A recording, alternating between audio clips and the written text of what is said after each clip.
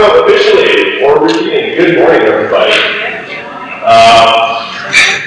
So we're continuing in our series today with the teleios series, which is kind of maturing as Christians. And we originally, I was going to be preaching next week, but because I'm not going to be here next week, I have Riley to switch with them. And initially, I was really disappointed because next week, just a little spoiler, we're going to be talking about being maturing spiritually. If you've been around, doesn't necessarily mean that you're, kind of don't need maturity, you don't need to grow.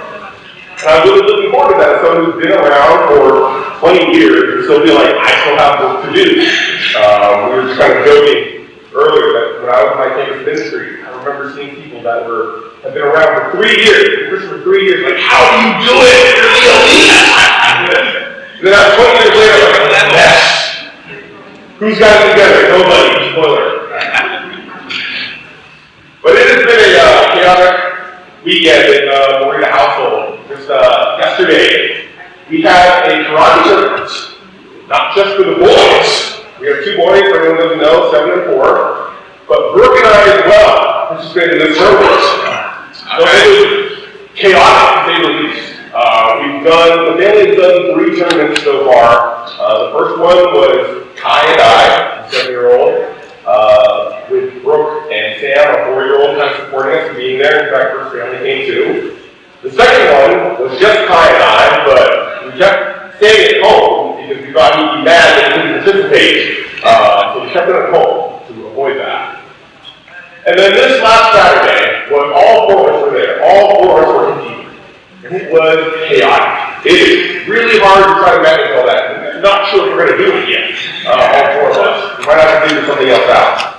But it was kind of nice to be doing that with families. I never imagined doing an activity like that as a family. I always figured it'd be, the parents supporting the kids doing something, or the family supporting one of the parents, or something like that. But for all 4 of us being there together, encouraging each other was interesting. And the real special thing about our karate school is not that they don't teach technique, but one of the big things that they really care about is character and building each other up. And so one of the things they teach the kids, one, is to not worry about when you get a trophy or a medal, but just to do your best.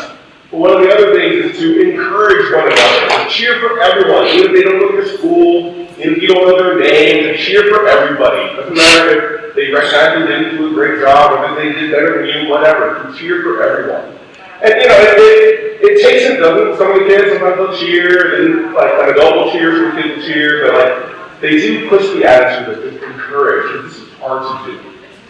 To go up in front of a crowd, in front of judges, perform, that's not something I'm familiar with. I'm sure there's those among you who can go out and be in front of people, and it's comfortable and it's easy, but I'm definitely not one of those people. So it's hard to go out there and kind of show this work that you've been doing, the work that you've been putting in for weeks on end, and kind of revealing that part of who you are, showing part of your character. It's really interesting because what I saw during that term was either people showing who they are, like showing their hard work, their focus. But there's a really funny story, unfortunately, it's funny. One of the women there, Miss Danae, who's just like one of the sweetest women you'll ever meet. She's so polite and nice. I can imagine a stranger bumping into her and her apologizing to the stranger. Like, she's just so sweet. She got out there for 12 to 15 seconds. I believe she could murder me. I'm not going to do it because I'm on mic, but she was so loud, so intense. She had crazy eyes. She was ready to go. She stood up very pleasant and then, no! And then she was done and back to the again. And then you see people also try to get out of themselves and try so much to be something that they're not normally, to get out of their comfort zone. And so that was kind of what the tournament was to get out of your comfort zone and to put in all this work. And then again, it was crazy. It was a crazy time, but we're glad we went. We got to see the boys perform, and the boys got to see some of their friends ride and everything. So it was a good time, but it was crazy. But just that vulnerability of being up before a judge. Like literally people who are judging, people who you don't know. I've never met. And again, They are trying to be friendly and encouraging. At the end of the day, there's still people who are literally there to judge you. And it's intimidating, even if you know what you're doing. Like, I've met you before, and now you're deciding like, how to do here. And it's hard to put yourself out there like that. And so the title of my lesson today is This Is Me, which I specifically chose because it's a song from The Greatest Showman. I was reminded, however, while I was searching for a title card, that there's also a Demi Lovato song from Camp Rock called This Is Me. And you know what? Very different songs, but the idea is kind of similar. Some people out there, like, good or bad, this is who I am. I still did go with the Greatest Showman one, because I have to get mentioned again. But yeah, there's also Demi Lovato. And the idea of This Is Me in how I present today is not necessarily a refusal to change anything about yourself. Like, let me deal with it. And that's not what we're going with. But there are aspects about yourself that don't change. When I think about what Harvard pastor is, not just a great thing. Although I did sort of put my finger on the scale of that one. I signed up, they put me in Gryffindor. I deleted it, and gave another account. They put me in Hufflepuff. I feel like I belong. But then I was always a little bit jealous. A little bit jealous. A little bit of alphabetic crisis. But there are things about something like, it is just who you are. Things like, after you personality, that's just who you are. So how do you know what is part of you is just who you are, and doesn't change, defines you, and what's something that can change? And I'm going to say that this is not all encompassing, but for the most part, I think the three things that can determine that are, one, you do know. Like in your deep heart, you do know a lot about whether this is who you are or whether you can change it. Often with those that are close to you, because sometimes even someone will take a step back and see things that we don't see. And then biblically, the Bible, the standard that we as Christians live by, to show us, is this something we can change or is this who I am? If you turn over to Hebrews chapter 4, verse 8 to 11, we've been talking, Kurt last week talked about Joshua and taking rest. And not even just that physical rest, although that is important too, but like the Sabbath rest. And what does that mean? And starting in verse 8, for Joshua gave them rest, God would not have spoken later about it another day. There remains then a Sabbath rest for the people of God. For anyone who enters God's rest also rests from their work, as God did from his. Let us therefore make every effort to enter that rest, that no one will perish by following their examples of the past. And this is right in front of a scripture that many of us have read many times, heard many times. It's one of the few scriptures that I can easily recall book, chapter, verse, which I'm not a great memory person, and so that's really hard for me, but this is one of the few that I can. I'm going to read it just in case I have a little stage right up here. I'm going to read it here. Hebrews chapter 4, verse 12. For the word of God is alive and active, sharper than any double-edged sword, it penetrates even to dividing soul and spirit, joints and marrow, it judges the thoughts and attitudes of the heart. Nothing in all creation is hidden from God's sight. Everything is uncovered and laid bare before the eyes of him to whom we must give account. Vulnerability is resting before vulnerability. When we rest, even like physically, when we sleep, we're vulnerable. We don't control what happens to us when we sleep. Anything can happen. We're kind of just trusting that we're going to be okay, we're trusting our body to continue doing its thing. We're vulnerable when we're resting. I think there's an aspect of that, even as we talk about vulnerability, like, there's a trust that comes through that. There's a trust that comes with vulnerability. Vulnerability can hurt. The Hebrew talks about being sharper than any double-edged sword, penetrating bone and marrow. I would like to point out that it says sharper than a double-edged sword, which means biblically it is not sharper than a single-edged sword, like a katana, like a Japanese person. Just saying. But it's sharper than a double-edged sword, cutting with the blade, dividing bone and marrow. That's going to hurt. Vulnerability hurts. Showing who we are can hurt. There's a risk of getting hurt. It's hard to do. And we have to trust that we're going to be okay with that vulnerability. Because we don't control reactions to that vulnerability. All we can do is be vulnerable, make that choice.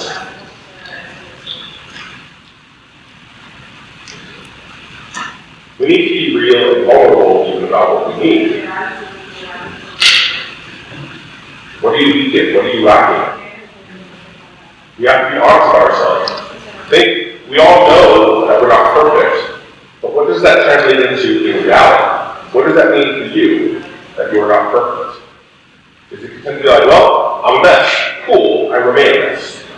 Is it, no, you're wrong. I am perfect. Is it, I'm not perfect yet. I'm so close. I'm so close to being perfect. What does being imperfect mean to you? How do you feel knowing that you're imperfect? We all have imperfections. I'm not talking necessarily visual imperfections, but even within us, we have imperfections. And it can be really easy to be negatively focused on that. We let that define who we are in a negative way. I am this because of this. I am this way because this happens. I am this happened to me, so this happens. These imperfections can be part of our story. But it doesn't necessarily have to be a bad thing having these imperfections. I think we need to realize that even being imperfect is not a bad thing. That is a normal standard. There is only room for one perfect person on this planet, and that was Jesus. So there's room for us to have our imperfections. In Hebrews chapter 4, verse 15 to 16, it says, "For we do not have a high priest who is unable to empathize with our weakness, but we have one who has been tempted in every way, just as we are, yet he did not sin. Let us approach God's throne of grace with confidence, so that we may receive mercy and find grace to help us in our time of need." Jesus was tempted by everything. Anything you feel, anything you get tempted by, Jesus has been tempted by. He understands what it is to feel that way. He understands what it is to have that struggle. He understands the frustrations that come with it. It can be so easy to be like, my story is so unique, no one can understand. And that may be mostly true, but Jesus can understand. He understands the hurt. He understands the temptation.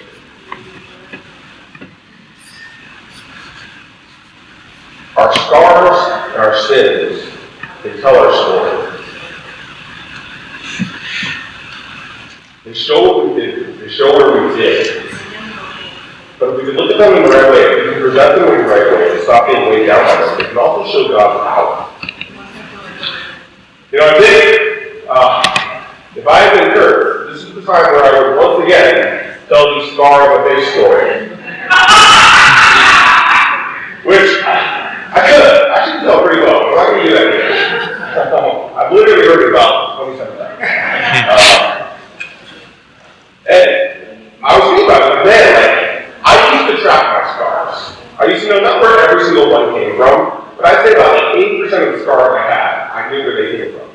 But then at some point there was just too many to keep track of. But I know it's actually really interesting. The scars that I always remember actually eventually went away. When I was a very young kid, I don't remember the exact age, so I'm going to say between 10 and 12. I was with my family in Japan. And my mom was ironing some clothes. Set the iron up, threw it back for a minute. And me, being really dumb, I still don't know why I did it. I slammed my hand down the iron board. Yeah. Unbalancing it, and fell right on my hand. And of course, rather than even pulling my hand or lifting my hand, I just yelled. Yelled, sitting there with the iron on my hand. So my mom had to move it. And I will not go into the gory details beyond that, but we threw a lot of aloe on it. But for the longest time, and I really couldn't tell you when it eventually disappeared, but for easily 15 plus years, I had a very notable scar on my hand. And I would always remember that moment of stupidity of just throwing down my hand next to a plugged in, fully hot iron. Don't know why, but I would always remember that. And, you know, that's just kind of a dumb kid being a kid. But I think there are moments that we hold on to that were bad and negative, but they shaped who we are. This is the story that I've told before, but it's been a little while. That when I was not a good student. I have never been a good student. So I went to school, my parents paid for it. It was not a scholarship of any kind, it was literally my parents paying for it. And so I went to school, and I just did many things to do wrong without it being like a drugs and alcohol kind of thing. Like I just didn't go to class, I didn't do homework, so like I would help something move instead of going to class. And so that continued, and I got kicked out of school. So I ended up going to junior college. Same thing happened. Got kicked out again. Same thing happened at the first 3 schools I got kicked out of for whatever for academic failure of some kind. And so finally my parents had to sit me down and say, like, listen, we're not going to keep paying for this. It's ridiculous. Yep, you're right. I'm sorry. And they were right, and they were very, very, very kind about how they went about it. And that always stuck with me that what could almost anyone else have done with 3, and it would have been however many I needed. So let's just say 4 3 years of college. Books, living, food, everything covered. Even a little extra for who knows what. I could have had that for 4 years. Easily could have come out of school with no debt whatsoever. What could so many people have done with it? But I spit on it. I threw it away. I don't believe that that's the plan that God had for my life, but I do believe He used that to guide so much of the rest of my life. That taught me a responsibility that I don't know I would have had otherwise. It gave me a respect for money that I don't know that I would have had otherwise. It's not something I'm proud of. It's not something I'm happy about. But it's something that I carry with me. It's something that has guided me. It's something that even I'm ashamed to speak of, but I felt okay talking about it. Because I'm not naturally a vulnerable person. I love my shallow, skin-deep conversations. I'm all about that. Football makes it easy. TV movies make it easy. There's a lot going on that's very easy to distract. So I love my shallow conversations. So it's made it very hard for me to be a vulnerable person, to get deep. Even in other things, I feel like so many, and this is one of those things where we all have our own to deal with, and I feel like it's hard for me to think like, oh, what are my problems compared to what I was before? The reality is our problems are our problems. They affect people in different ways. It's very easy for me to say like, oh, these people have real problems. Like, they don't need to hear about what I'm going through and what I went through. And so because of that, I sit and I listen, and I talk about the shower. Because vulnerability, even dealing with other people's vulnerability, is hard for me. My natural instinct to any kind of vulnerability is to make a joke. Not necessarily mean one necessarily, it's sort of like a light in the moment kind of thing. That's my instinct for any kind of deep conversation, to make light. Like, oh, that was heavy. Let's go back to light. This seems wrong. I don't want to be here. Because vulnerability is difficult for me. And so with that in mind, I actually wanted to share something that I realized I hadn't even shared with my wife until this morning. And it's not something crazy, but it's something, like I said, that affected me, that affected my heart. And the summer after high school, so I was 18, I was hanging out with some of my friends at a friend's house. I got a call from my parents. This was kind of pre-cell phone, so it was my family on my friend's house. And so they got on the phone, said, what's going on? Like, have you been there already? Yes, I've been here. Yes. So we got a call. Your ex-girlfriend was out to dinner, out to lunch with her boyfriend. When they came back to their car, their window was shattered. The front window of their car was shattered. With a note, I don't remember the wording, but the note essentially was like, you guys are gross, knock it off. And so they asked me, did you do it? I was like, no, I've been with my friends this entire time. I can see why you thought I did, but I this. And I wasn't very confident. I know I didn't do this. I know where it was, I know my friends, like there's no way I could have gotten over it. And even when interacting with the police, it was very relaxed, very calm. It was fine. I had to provide a handwriting sample. It was whatever. We leave the room, come back. The tone is completely different. They looked at me and they said, "We believe you did this." Like, but I didn't. And while they're arguing, I was like very confident, like, I didn't do this. All I can think is like, they think I did it. I went in there confident I didn't do this. No worries whatsoever. But they were convinced I did it. And so I was panicked. Again, I was 18, and all I could think of in my head was like, I'm going to go now. I can go to jail. That's all I could think. I feel very confident that I was still 17. I still looked at like, it's fine, nothing's going to happen. But all I could think was, I'm 18, I can go to jail. And so I told them, fine, we will pay for the damages. And so they had to call my parents. And my kind of one act of defiance was to tell my parents, like, they think I did it. Even the officer was like, no, you did it. Tell them you did it. I'm like, no, you think I did it. And at the end of the day, I essentially did have to say that I did it. And I do believe my parents believed me when I told them that I didn't do it. But whenever I look back on the moment, I am filled with a great shame. Because I didn't do it. Like, I'm not trying to convince anybody here. Like, I didn't do it. And even the fact, like, my fingerprints are not on this note at all. There are reasonable ways to figure out that I didn't do this. But at the very beginning, all you think is like, I don't want to get in trouble. I'm just about to go to college. Like how we know that ended up. All you think is like, I don't want my life to be ruined. And so I backed off the truth a little bit. And again, that's the one thing I held on to. I told my parents that I didn't do it. But as far as the Brea Police Department knows, I didn't. Because I just didn't want to deal with whatever consequences were going to happen beyond that. And I hate telling that story. Because few things fill me with as much shame as that story. And I don't think I purposely withheld it from my wife, but I'm like, I don't know that I've ever told you this before. Because it's something I don't even like to think about. It's not even like active hiding. I just don't want to think about it. And that's how I deal with some of the problems. I just don't think about it. Talking through it, sharing, being open about it, being kind of put it all out there, I just like to throw it away. It's hiding it. There may not be a malicious intent with it, but it's hiding it. That was one of my weakest moments in my life. To me. I don't like talking about it. I don't like to be weak. I don't necessarily feel like I look strong. I'm okay being average.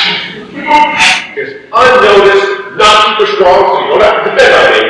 But not super weak, so you don't have to be like, I'm doing okay, Bryce, can I help you? Like, right in the middle, doing fine, take care of somebody else. That's where I want to live. But the fact of the matter is, we can have those times when we're kind of doing okay. We have times when we're strong. We have times when we're weak. We have to be able to accept that's how we are. There are things that we're strong in, there are things that we're weak in. There are times when we're weak, there are times when we're strong. There are times when we're right in the middle. And that's all okay. But we have to be able to share who we are. In order for us to connect with people, we have to connect with them how we really are. We have to know who we really are. In order to connect with God, we have to be open with who we are, accept our weaknesses, so that God can build the gaps. If we're not willing to admit to God above all what our weaknesses are, how can He help us? We rely on ourselves. We can't admit to God where we're weak. We're trying to do it ourselves. We're trying to do what God wants us to do. Perfect doesn't exist in this world. He sees the bad you've done, he's seen the good you've done. He knows who you are. He wants you to be able to see that too. He wants you to see Him, see yourself the way He sees you. Just finishing off here, I don't know if anyone knows what a mosaic is. But it's basically like a picture of pattern. I had to go to the definition there. Produced by arranging together small quantities of hard materials such as stone, tile, or glass. So taking these little, seemingly random pieces and putting them together to make a bigger picture, to make something beautiful. Now, one more tip that goes along with that. We are broken down pieces. We have fallen apart. But we've been put back together by God for something beautiful. We have been broken. We have been hurt. We have been damaged. But God uses all of that to make a better creation. If we never let anything hurt us, we never were open to things that could harm us, that could hurt us, we wouldn't be able to be the creation that He wants us to be. Just like the Word of God is really accurate, we're not finished pieces. There's still things that are going to fall off. There's still more pieces being added. It's just changing. The Word of God is living and active, and so are you. Not biologically, you're obviously alive biologically, but the story of your life is changing and evolving. There are going to continue to be pieces that fall off. There's going to continue to be brokenness. But God is using those pieces to continue to make the picture that is true. So be willing to open yourself up. Be willing to let yourself get a little hurt. Be willing to accept that you are broken. God needs you to be broken in order to build you up into His purpose. God be the glory, and I want to come up with one final song.